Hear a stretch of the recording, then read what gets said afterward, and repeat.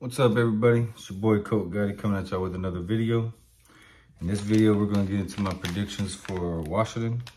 Before we start, hit that like and subscribe button, and let's ride. Washington, last year, they did fairly decent.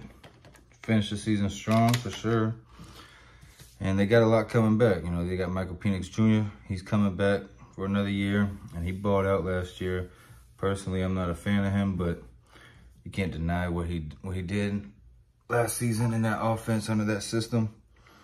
And then this year he's back. He's got two 1,000-yard receivers returning. They picked up running back transfer portal from Mississippi State.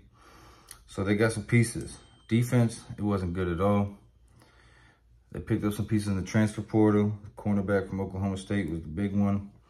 We'll see if any of those things can really improve that defense. You would expect some kind of improvement, but that's not always a guarantee.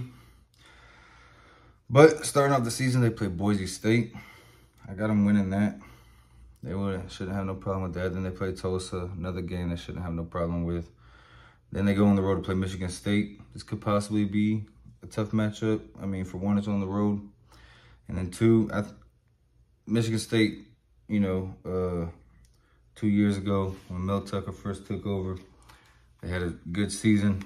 And then last season, they completely fell off.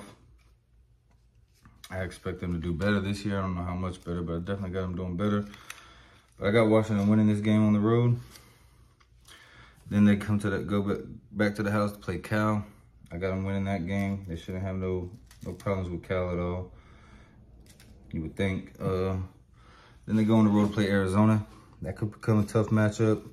I'm kind of high on Arizona this year. I think they'll be pretty decent, but Washington's offense is going to be hard to be able to keep up with. So I got Washington winning that game. And then they get a bye week. After that bye week, they play Oregon. They'll be at the house for that.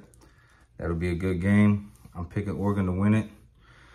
They beat Oregon last year. I got Oregon winning it this year. Definitely should be a good matchup, though.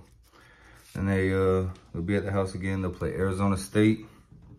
Got them beating Arizona State. Shouldn't have no problem there. And they go on the road to play Stanford. They shouldn't have a problem with Stanford. I got them winning that. Then they go on the road to play USC. I got them losing to USC. It's going to become a shootout. Caleb Williams versus Penix. But, I'm not a big fan of Lincoln Riley, but it's hard to beat. It's hard to outscore his offense. And I don't think Washington has what they need on defense to be able to shut them down. So I got USC winning that game. Then they come to the house, play Utah. I got them winning that. Coming off their loss to USC, I got them winning against the game against Utah. Plus, I don't have Utah. I'm not that high on Utah this year. But then they go on the road to play Oregon State.